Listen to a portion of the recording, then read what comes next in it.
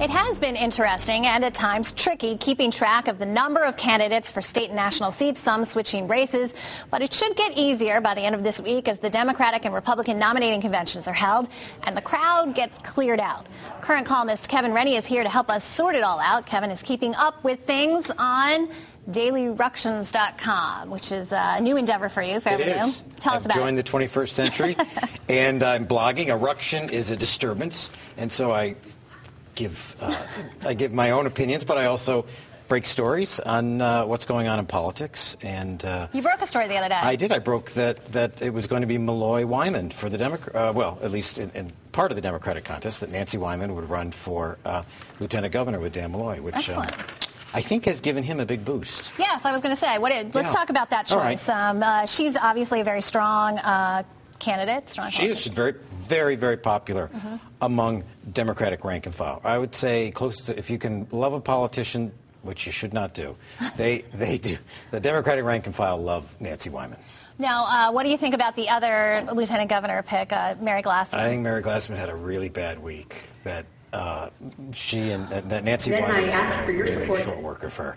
At that convention, that is Nancy Wyman's crowd. How did that pairing up happen, you think, with Lamont? Because I thought that Lamont, if I can interject some of my personal opinion, I thought he really needed a slam dunk kind of pairing up, and I'm not sure that Mary Glassman. I like Mary Glassman. Well, she's very good, you mean like an unexpected something that says, "Wow, he's really doing something. He is going to be different," and here's proof of it. Right. Yeah, I think he needs delegates, and I think he saw that Mary Glassman might have some delegates. It may be turning out that she's doesn't have as many as he expected, and a lot of these delegates are not transferable. You know, they're supporting her for one office doesn't mean they're going to support you for another. Right. And so the steamroller that is Nancy Wyman in these Democratic things is really going to be a problem for Mary Glassman. And let's back up a little bit and talk to people about, so the nominating conventions are coming up, and if we could just do like a little primer on what's going to happen what can people expect to happen at these nominating conventions? Well, they're both the same weekend, this coming weekend. It's going to be a lot. Friday night, both parties pick their candidate for the United States Senate, and then on Saturday, it's a free-for-all at both. They both have contested races for governor, and I assume Republicans will also have a contested race for lieutenant governor. Right. The Democrats will have more under-ticket contests because it's better to be on the Democratic ticket than the Republican ticket. And so they will go many, many hours.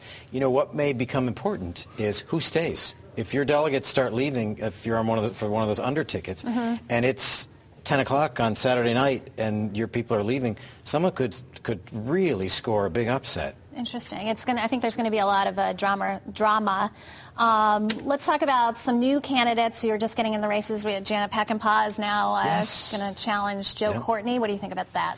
I think that, you talk about, when you said that about Ned Lamont, that needed to do something big. This is something big for Republicans in the 2nd District. Now, it's late, but she can get on a primary ballot either with 15% of the delegates or by collecting signatures of registered Republicans. So I think she's probably in the race to stay. And speaking about these issues is not what she's done, but I did see her the other day, and she was punching out the answers, and I thought in a way that probably bodes pretty well for her.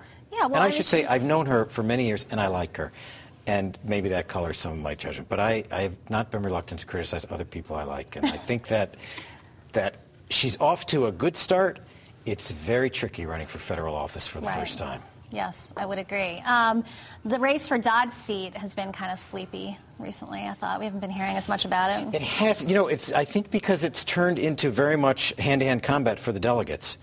The Simmons and McMahon campaigns are really, really fighting over these delegates. And even though it's sort of like a dog whistle, even only the delegates may hear some of these high-pitched claims back and forth, but they are really going at it. And I think Peter Schiff has kind of petered out a little bit. Now he's going to collect signatures. He's collecting signatures, right. So he may not make much of a showing at the state convention. Right. Interesting. And what else is there to talk about? Well, we had two of the many candidates running for the Republican nomination. What do you think? Who's going to get cleaned out of that? I think that could go to more than a single ballot, which has not happened at a Republican convention in Connecticut since 1962. We don't even remember 1962. No, I wasn't even alive in 1962. So we had to check the history books for 1962. But what it means is that there'll be a lot of switching and deal making and people assessing their own advantages and disadvantages. And I think Tom Foley's going to end up with the party nomination, and it will go to a primary. But do you think they're differentiating themselves enough? I don't know. I mean, I've had the whole score of candidates on. I can't say that. No. No one really wants to talk about many specifics and about how ugly it is. I think that they're not. I don't think that they have, even in their own minds, realistically assessed how traumatic this next budget year is going to be for the governor. And, you know, they can talk about bringing jobs and doing all these other things. Their days are going to be consumed by this budget deficit. Well, I mean, this last budget, the final days of the session were as crazy as I've seen them. And, you know, I've been here for 8 years. Yeah. I mean... Yeah, and that was just sort of a makeshift going to get us through a gap budget. This is the real thing, and I think I think they can't talk about the specifics of what's going to be necessary because they're afraid that their own party members will turn on them. Interesting. Bysowitz, the GOP has appealed the Bysowitz court ruling. Do you think that's going to go anywhere? Or? I don't know. The problem with it is I do think members of the Supreme Court may take a different view of what it means to practice law rather than going to Democratic town committee meetings and handing out citations. They may have a different view of what that means. Whatever happens, she has badly damaged herself. Right. And I think that even the appeal, as you say, no matter what happens, it might be enough to kind of sully the whole waters around her.